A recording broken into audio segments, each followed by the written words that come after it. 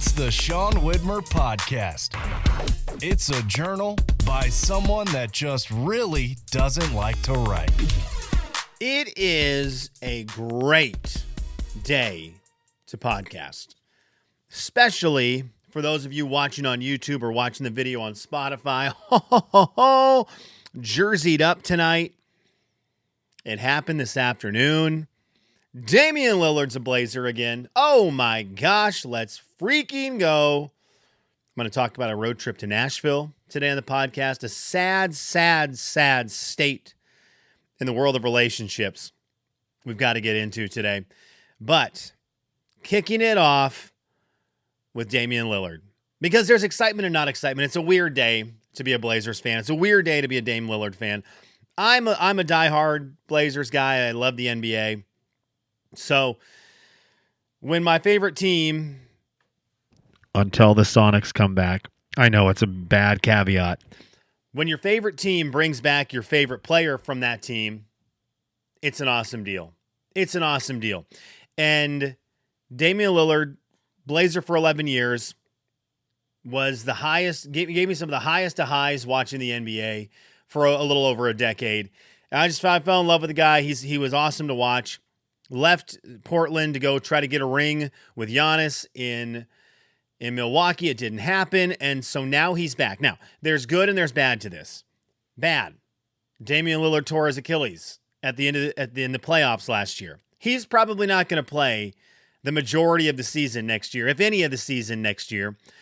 I'm assuming you don't just bounce back from an Achilles in general, but especially as you're getting a little bit older, that's just not going to be an injury you immediately come back from. So he's going to be around. It's going to be awesome to see him on the bench. It's going to be awesome to know that he is with the young guys, kind of leading them. I'm excited about all that, but I won't get to see Dame on the court. Hopefully in 2 years, we'll get to see him. Now, Damian Lillard in 2025, the 2026-2027 season, that's not the same Damian Lillard from 2011. Oh, man, just had a wild coughing fit. Whew. Swallowed the saliva down the wrong tube there. Anyways, Damian Lillard, 2025, not the same as Damian Lillard, 2011 or, throughout the 2010s. I get that. So, it's not like the Blazers are getting a guy who are going to put them into a spot where they are immediate contenders in general.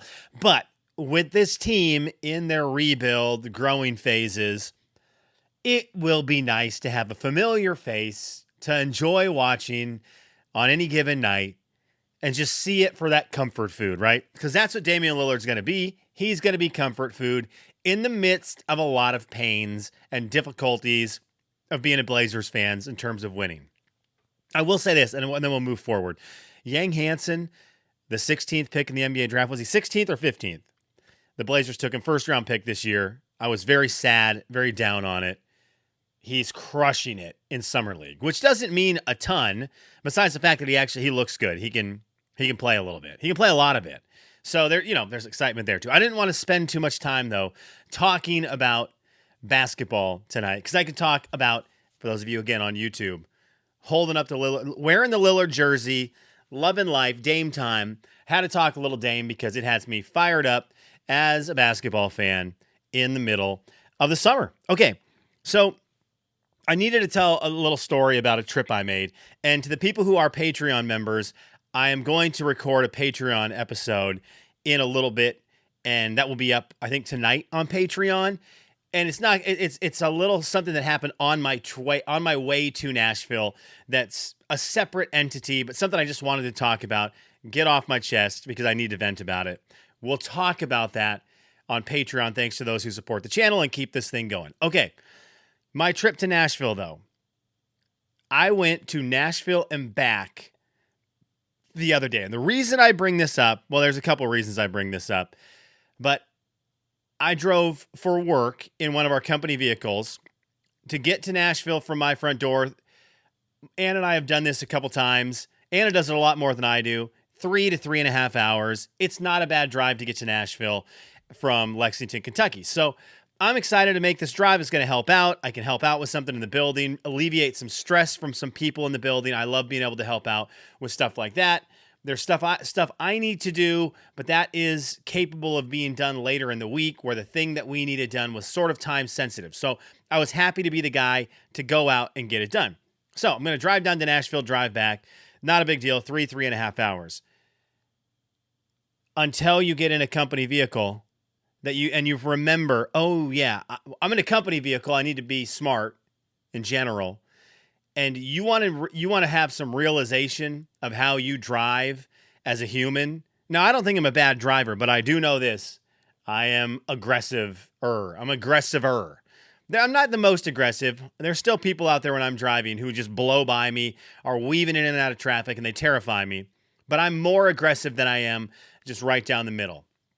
And I'm definitely not on the casual side of just cruising along down the street. So you get in the company vehicle, and first of all, there's a camera right there pointed at you with a little screen next to you, which every time you yawn, it sets off a little notification of you're falling asleep, regardless of if you're wide awake and you just kind of yawned. If you open your mouth wide, it sets off like a ping, and it pings that, unsafe driving. But the one that will get you, it doesn't want you driving anything over the speed limit. And that 3 to 3.5 hour drive becomes a 4-hour drive really, really quickly. And it was that eye-opener for me of, how do I drive normally? And you realize it the second you're driving in a company car for 8 hours, 9 hours, and then you get back in your vehicle, and it's like, there we go. There we go. Because, and this isn't great, right? But 70 or 55, depending on where you are in this city, 55 feels like 10 miles per hour when you're used to going a little bit faster than 55 on this wild road they have in Lexington called New Circle that is built like it should be some kind of freeway, but instead it's just a city street where you have to go city street speed limits on a wide freeway. I don't know. It's a weird road. Anyways, I made this drive there and back. It was just interesting to get the reset on where you're at driving. And I will admit, whether it's good or not, an aggressive driver I am. That's me. I'm an aggressive driver. Sorry. One of the other things I took away from my trip, and I don't know, I guess this would be a question I'd pose. Where do you fall on this spectrum? I want desperately to be a specific way. There's part of me that wants to be this specific way, which I embraced a lot in the Pacific Northwest. A lot. When I lived in Spokane, before Anna was in my life, when I didn't have kids and my schedule was a little bit looser, and I've talked about this on the podcast before a lot, I loved camping. And there is such a big part of me that loves escaping to the wilderness with friends or by myself, setting up camp, living off of hot dogs for a weekend, and just being away from everything and being in nature. I really enjoy it. And so there's a lot of me that's like, I'm a guy who I'm a mountain man. I'm out by the river, man. I'm out there in nature. But when push comes to shove and I drive in to a city like Nashville and I hit the bend where you are coming down and all the city skyline is there, my heart gets excited. And I realize that even though I love getting out in nature and I love my camping, and I could do long, week-long, 2-week-long camping trips and be so happy, at some point I got to get back to the city. And I think I'm a big city guy. I think that's where I'm at. I felt it this weekend when I saw the skyline and I was like, that is beautiful. I know it's not for everyone. I know a lot of people really dislike the big city style. People move out of big cities to get to smaller towns, to get out. And I totally understand where they're coming from. I get the allure of it because I too like to get out to the middle of nowhere where no one can bother you. It's just you, some folk indie music, and a tent, and you are just enjoying it. But I love the big city. I love the busyness of the big city. I love the options of a big city. I love the people watching of a big city. The traffic isn't great, but I don't mind sitting through it and just looking around and taking everything in.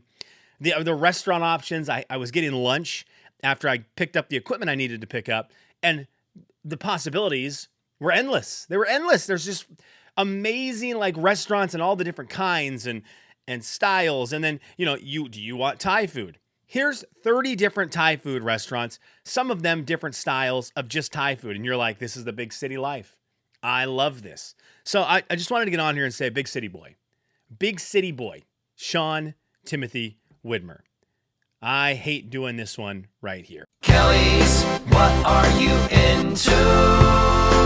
I've got major headphone issue going on right now. Studio 46er, somebody. I need somebody from my work to come fix my entire setup. I just need my entire podcast setup. I don't need to be recording with my phone. That doesn't need to be happening. This Mackie mixer that I'm using is not great. My microphone's okay. I need someone. I work with all these guys who are brilliant, and none of them are willing to take time out of their extremely busy weeks and take their free time and come over here and fix my setup. Come on, guys. Anyways, that's not what I'm into. What I'm into is some ice cream. Yep, some ice cream. I introduced my kids to something. It's something I love, and they had not been introduced to yet. And I don't actually know if they love it or not. I'm assuming they don't, because this is wild to me that it's just sitting there. But when cookies come into our house, they're gone. Huck will not forget about them. If a cookie makes its way into the house, he will remember that there's cookies there until they are gone, and he's been told 30 times they are gone. Same with Olivia. Someone brings cookies in, she's going to remember it until she's gone. She doesn't need as much of a reminder as Huck does once they're gone, but he needs to really be thorough about, are the cookies gone? Candy comes in the house, they don't forget about it. If I bring a bag of gummy bears home, they will always remember. Well, we went to the store the other day, and Olivia wanted ice cream. So I said, let's go get ice cream. She wanted mint chocolate chip. Huck didn't think it looked good. He just wanted to be difficult. It's one of those little kid things where one person wants something, so inevitably the other person is just like, I hate that. I never want to see it in my life. And you're like, you don't even know what it is. So Dad got to choose. I said, well, I'll choose then. And I went to an ice cream that I had not visited in a while, Neopolitan ice cream. Neapolitan ice cream is an ice cream you should just have on hand at all times. At all times. I understand vanilla's right there too. It's extremely useful. Whether it's just, you're having vanilla ice cream by itself. It's great with toppings. It's awesome in a milkshake. Vanilla ice cream is great. Great in root beer floats. Any kind of floats during the summer. Vanilla ice cream, the winner of just kind of always having around. There's a ton of different flavors that are great for in the moments, but I think you get what I'm saying with vanilla. Neapolitan rules, and I hadn't had it for a while, but you've got all the options, right? You got strawberry, vanilla, chocolate, 3 proven flavors that are great over time, and it has been wonderful to have a tub of that in the freezer. Now, it hasn't been great for me because unlike cookies, unlike gummy bears and these things, somehow my kids do not remember we have ice cream. We had it the first night I got it. They had a scoop each in a cone, and I don't know if they didn't like it or what the deal was, or they just kind of forget because it's in the freezer. They haven't asked for it one time, which means, you know who has to do all the work to finish this ice cream? Your boy. And I have been feeling the repercussions of just going in on ice cream every night, because I walk by the kitchen at night. I'm like, do I need a little snack? The answer to that is no. But I know, like Huck knows about the cookies, that ice cream is right behind the freezer door. And I crack it open a little bit. I peek, and sure enough, there it is, glowing. And I kind of go in and I open the top of the ice cream a little bit just to see if it's still there. And oh, it is. One little spoon. I'll get the little spoon out and one little taste. And that little spoon gets turned into a bigger spoon, and a little bite gets turned into a bowl. And now, it's just, now I'm laying on the couch with my stomach hurting because I've eaten so much ice cream. So my what are you into is Neapolitan ice cream. It is an ice cream that needs a little more respect on its name. And by that, I mean it needs to be in more refrigerators on a regular basis. It's a great classic. It's a classic, and it needs to be a staple. Okay, do we do some comments here? I guess a comment from me. Man, I remember when Brandon and I were friends. I loved those days. I miss those days. I text him today because there was some decent Barstool Sports news, and he and I love our Barstool Sports stuff. They're like partnering with FS1, which is super cool, and doing some college football stuff. So I went to send Brandon this message of like, look at this. Did you see this collaboration that's going on? So I text him the video My phone is restarting. And I looked, and the last time I had texted Brandon was, this is how fast my phone is. There you go. I text him on June 26th. So that was a month ago, was the last time. My phone, I don't know what's going on with iPhone. There you go. So I was looking and I'm just like, this is bad. This is bad. Well, I could count on like one hand the amount of times we texted in June pretty much. So my comment is I got to be better about that. And Brandon, unless you just want me to stop texting you, which I can do. I can do that. But it made me sad. Okay, let's get to the comments now that they've opened. I've done stalling. And then I clicked the wrong button. Hang on. Where are these at? Comments. We go to Spotify. And I believe Roberta hit us up on YouTube. So we'll get to that one as well. But let's start on Spotify with our Spotify staples. Spokane Ian. He gave me his 5 chicken nuggets. 5 best chicken nuggets. I'm going to go. He put them in order 1 to 5. I am a 5 to 1 kind of guy. So I'm going to try to read these backwards. Number 5, Chick-fil-A, period. Number 4, McDonald's. Number 3, Taco Bell nuggets with queso. That sounds amazing. Number 2, Carl's Jr. The Stars with Western sauce. And number 1, 90s Burger King nuggets. Ian, I can't get those today. 90s Burger King nuggets. The changes were made because of Carl's Jr. Chicken Stars. They were perceived as a threat, and then they changed yet again because of chicken fries, which are close to the 90s nugget, but not there. So 90s Burger King nuggets, Ian's number 1. He also said Griffey was hanging in there on this race for a while, but got injured. His CD book, he had the CD book. I asked if he had the CD book or the visor, and he had the CD book. His favorite arcade is X-Men and Simpson. Chef's kiss. Yvonne, she chimed in over on Spotify.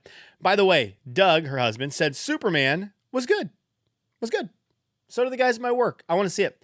I'm glad Huck is still using his blanket. Blankets are good for forts or islands to keep away from lava. Love it. I like Miss Pac-Man better than Pac-Man 2. Thank you, Yvonne. Great, great arcade game. My son's been in a crib. Huck's been in a crib. He's 100 years old, still in a crib. Man, baby. It was time to get him out of there. I was lazy. It was like he's happy. He sleeps through the night. He fits in the crib. Why take him out of it? Well, because it's embarrassing at some point for him to be in a crib as a grown man. But it was working. Well, today I took the front off. So tonight is his first night where if he wakes up in the night, he can get out and access the floor. We did that for my daughter at like 1.5 years old. Huck is 3.5. Sorry, buddy. Sorry, buddy, that we left you in that thing for so long. But now next step is going to be the big boy bed. He's already picked out his Lightning McQueen comforter. Life is good for Huck Widmer. Roberta said this over on the YouTubes. She said, spending the night. Oh, yeah. Excuse me. Did I sneeze? Thought I needed to sneeze, didn't. Okay, she said, in regards to my youth, when I would spend the nights shooting Nerf guns and in the Albertsons parking lots and in radio studios. Yeah, you were having fun in your mid-20s. Yes, I was. My mid-20s were full of fun. I thought of that when that conversation was going on. The amount of Nerf gun wars my buddies and I had in the radio station overnight from like 11 p.m. till 4 a.m. when Jay would walk in before I worked with him, and he would walk in and had to be so irritated. Like, grow up, losers. Yeah. The first arcade, this is from Roberta. The first arcades were places I did not hang out. Too many smokers for cigarette allergic persons. Yep, it was a different time. I love that Pete's Pizza still has a Miss Pac-Man. I love Pete's Pizza, Roberta. Child distraction. And I wonder why my comment didn't post to YouTube. Piffle. I know this one is late. No, you're good. This one did also come through, Roberta. She commented on the Unsung Burgers episode from July 11th. How did I miss this? Sometimes I swear YouTube doesn't post the pod as soon as it may post other places. Guess me staying up all night was worth finding it. Ooh, Gloomhaven is going to have a home. We need a guided tour of the game once the game room is up. Sourdough Jack, please. Thanks for the birthday greetings. Gloomhaven is going to have a home. It is. We're going to have our home right here. I got to get this. I started moving stuff around, and I'm excited about like getting this basement into game room form. It's not beautiful looking because it's cement walls right now with the insulation kind of against the top half of the wall. So it doesn't look very great, but it's what we're working with right now. It's the dungeon. Okay, thanks for listening. I appreciate it. Patreon members, there's going to be something up there for you all a little later.